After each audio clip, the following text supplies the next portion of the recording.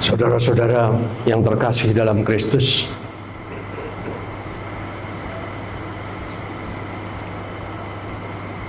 minggu pagi lalu sambil menunggu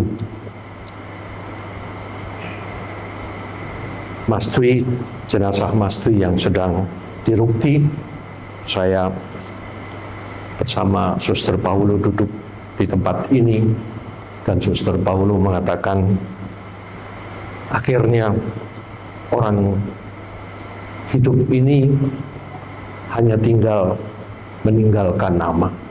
Setelah mati, hanya nama yang ditinggalkan. Tidak ada apapun yang dibawanya, seperti dikisahkan dalam kisah Ayub tadi. Semuanya diambil dan pulang telanjang kepada Bapa.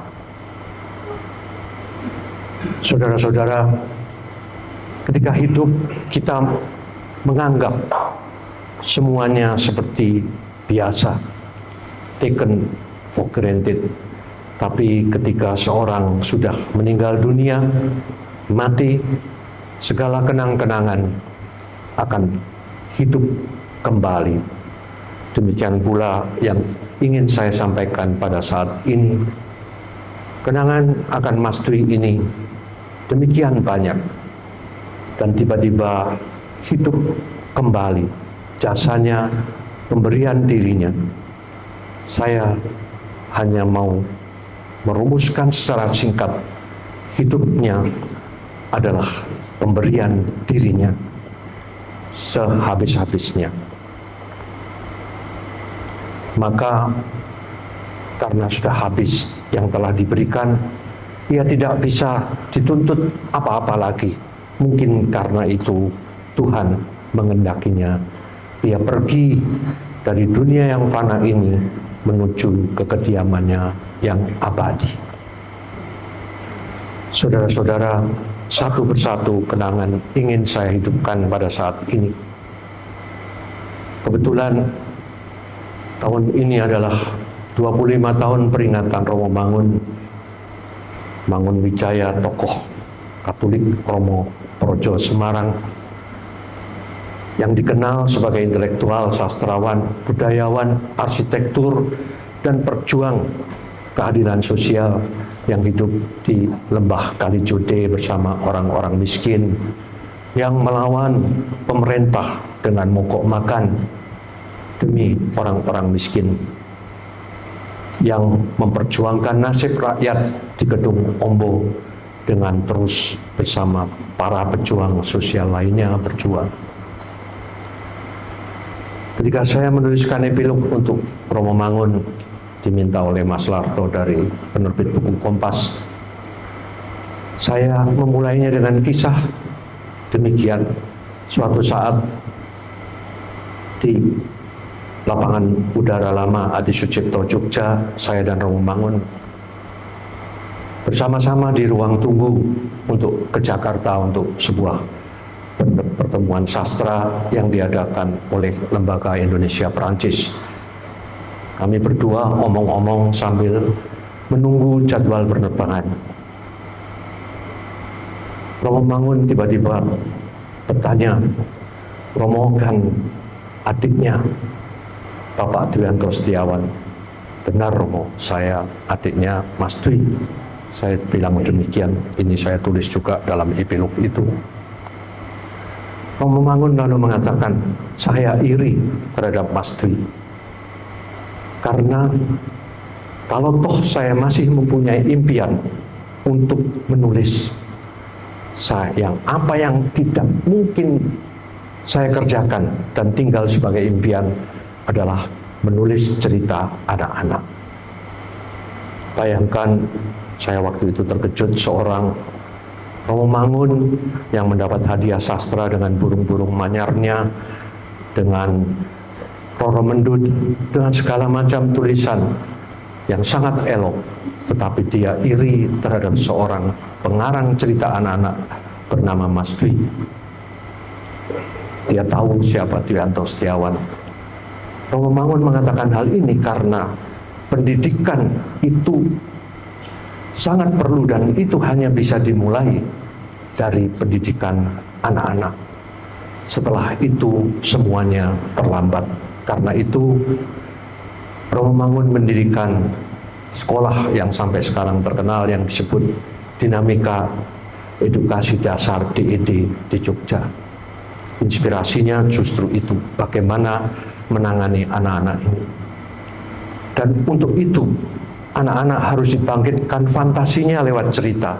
Dia tidak mampu, sedangkan seorang Triwianto mampu menurut dia. Karena itu dia iri, dan mungkin keiriannya ini tidak akan terjadi walaupun dia adalah seorang pengarang, seorang intelektual, seorang budayawan. Betapa bakat yang diberikan kepada Mas Dwi itu harus kita hargai, karena meletakkan banyak cerita sastra anak-anak yang sampai sekarang terus dikenang. Bagi mereka yang pernah menjadi anak-anak dan sekarang sekitar usia 50-an, 60-an, pasti terkenang akan kisah-kisah Sersan Grung-Grung yang diterbitkan di buku Petualangan di Mahakam dan sebagainya yang ditulis oleh Mas Dwi. Telah 80 lebih, sekitar 80 kurang lebih buku yang anak-anak yang ditulis Mas Dwi selama pada masa produktifnya.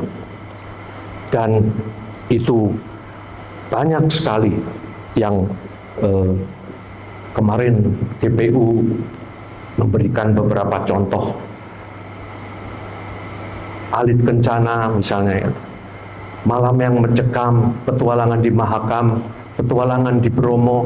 Dan kekhasan seorang Triwianto adalah menaruh semua fantasinya dalam bingkai lokal, bingkai kejadian yang tidak jauh, tidak seperti Enid Blyton yang dari jauh dengan 5 sekawannya, tapi di dalam hidup hariannya ini.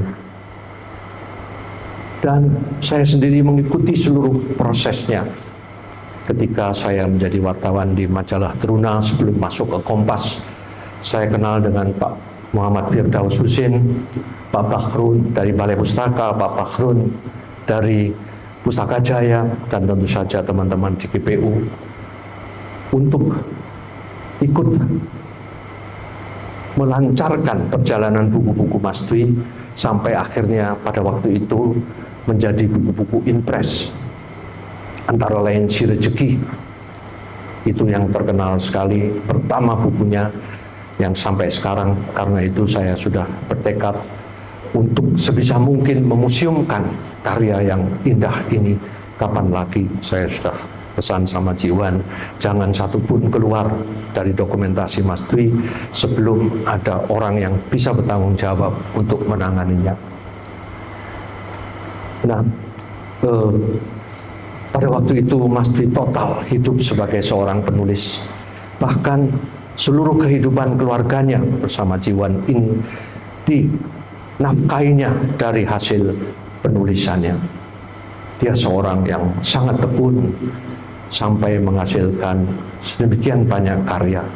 Bayangkan dari sebuah kota batu yang begitu terpencil, kota di pegunungan, dia bisa memproduksikan sastra-sastra nasional yang pada saat itu menjadi bacaan yang amat digemari di mana-mana di Indonesia ini. Itulah legasi yang diletakkan oleh Mas Dwi. Maka saya bersyukur bahwa di tengah sakitnya, pada tanggal 20 Mei pada hari kebangkitan nasional lalu, Pemkot Malang bersama IKAPI, bersama GPU dan pegiat literasi anak memberikan penghargaan budaya 4 sekaligus kepada Mas Dwi. Dia masih sempat melihat itu semuanya justru pada saat akhir-akhir hidupnya. Sebuah legasi yang ditinggalkan dengan demikian banyak. Tidak mudah saya sendiri sebagai seorang pengarang untuk mengarang cerita anak-anak, mengandaikan bahasa yang saya tidak punya.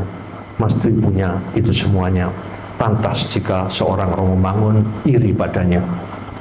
Saudara-saudara, belum lagi jasa-jasanya di bidang sosial. Saya ingat pada waktu itu dia aktif di dalam Dewan Paroki dan di yayasan sosial semacam PSE bersama Suster Cornelia, membantu anak-anak atau orang yang miskin, yang sakit. Di kampung kami sendiri, Kampung Hendrik, Suster bersama Mas Dwi mengusahakan saluran air, jembatan. Sungguh-sungguh seorang yang sangat giat di dalam kehidupan sosialnya.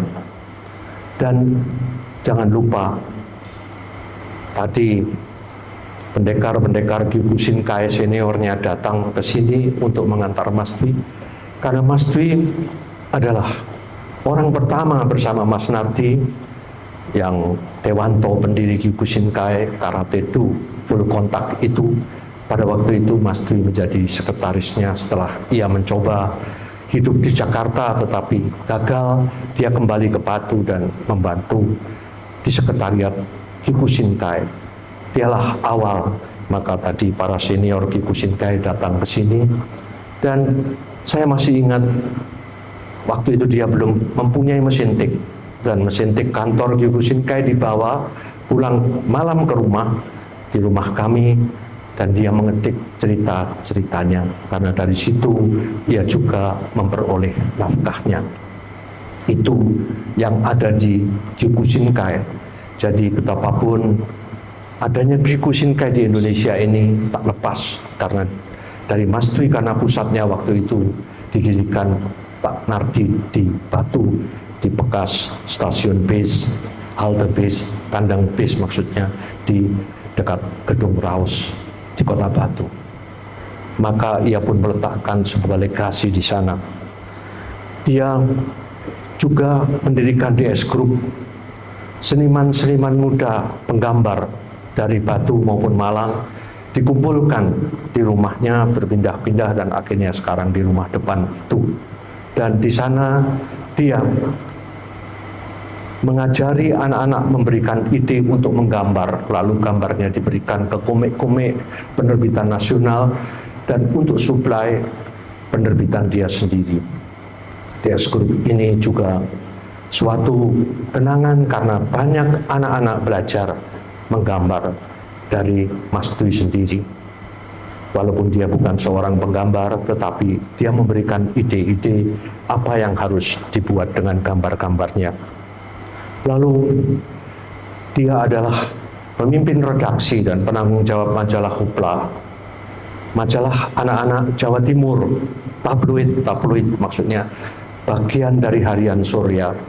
Dan di sana ia mengisi rubrik tetapnya dengan Dulken, gundul tapi beken.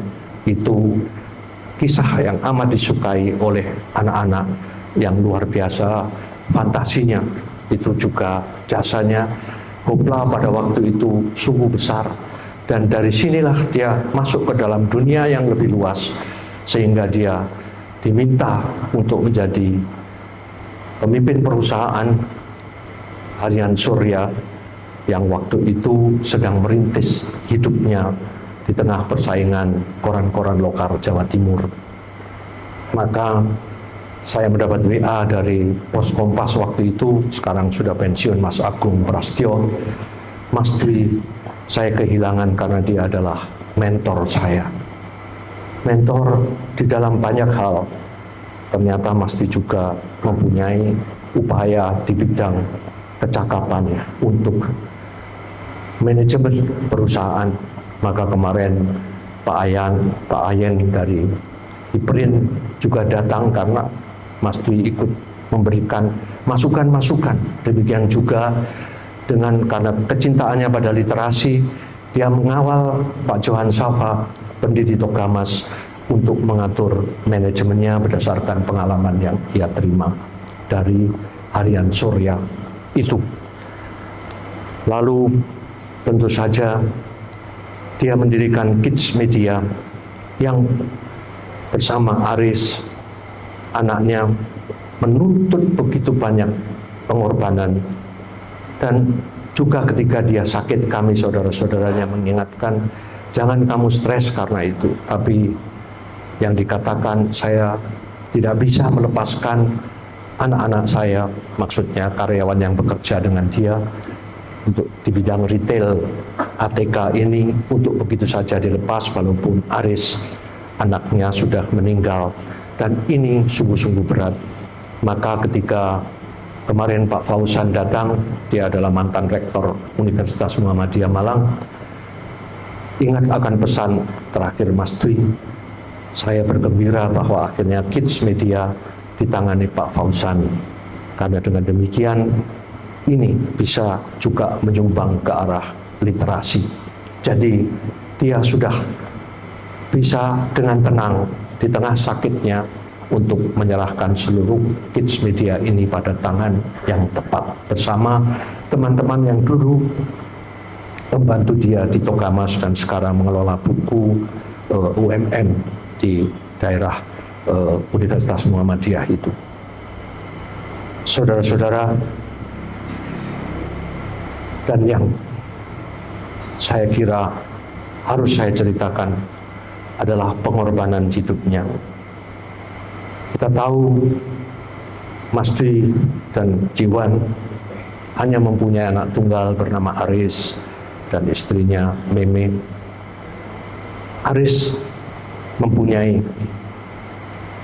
mengidap bahaya sakit ginjal, dan dengan segala cara Mas Dwi mengusahakan supaya Aris, satu-satunya anak ini, betul-betul bisa hidup dengan segala macam cara, finansial, spiritual, mental.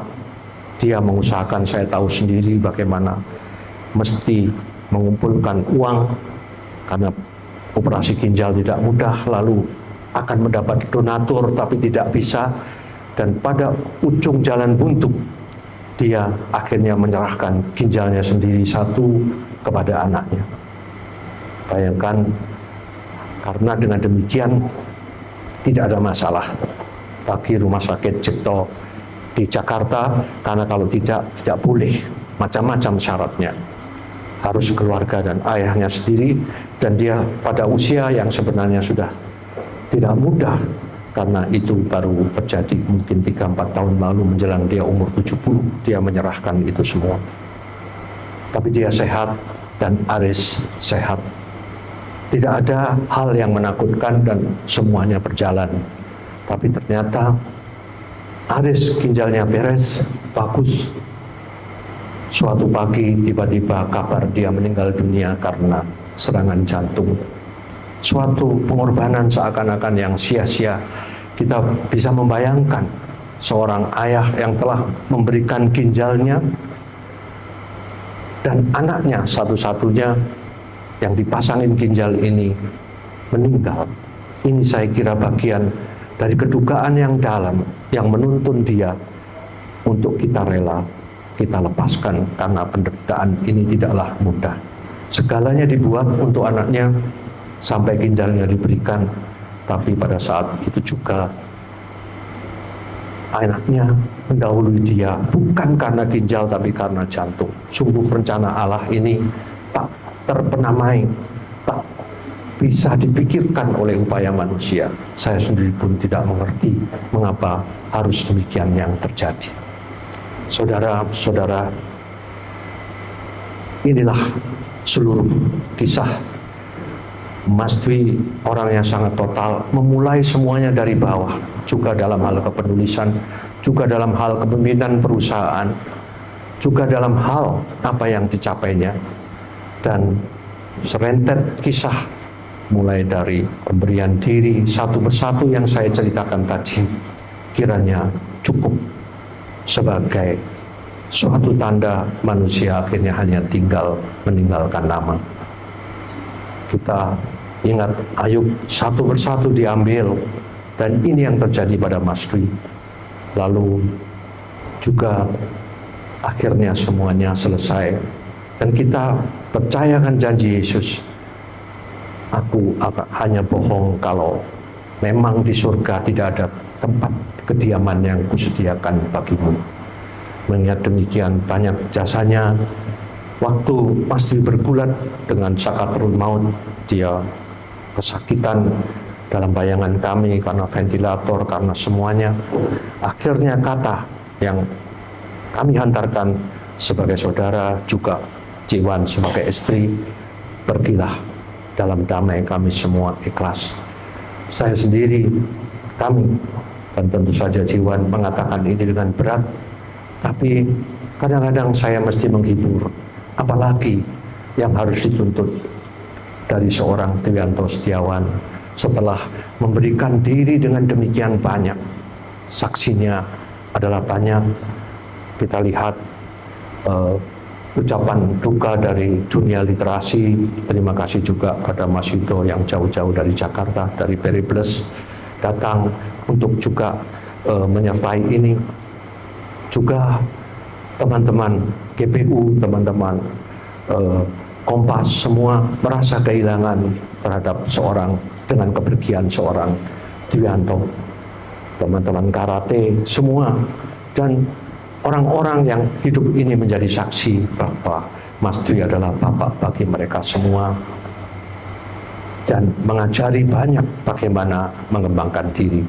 Maka betapapun beratnya, seperti Ayub, sekurang-kurangnya saya mengatakan inilah saat di mana kita belajar apa yang paling bisa ditinggalkan oleh manusia adalah nama, dan nama itu adalah segala jasa yang dia kenang bagi kebaikan sesama, entah di dunia literasi, entah di dunia aktivitas kehidupan bisnis, entah apa saja, dan Mas Di telah membuatnya.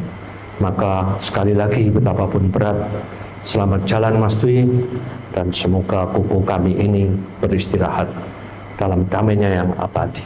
Kami tidak tega menuntut dia lebih banyak lagi, apalagi setelah kepergian Aris, dan juga tidak tega bahwa ia harus menderita di akhir hidupnya.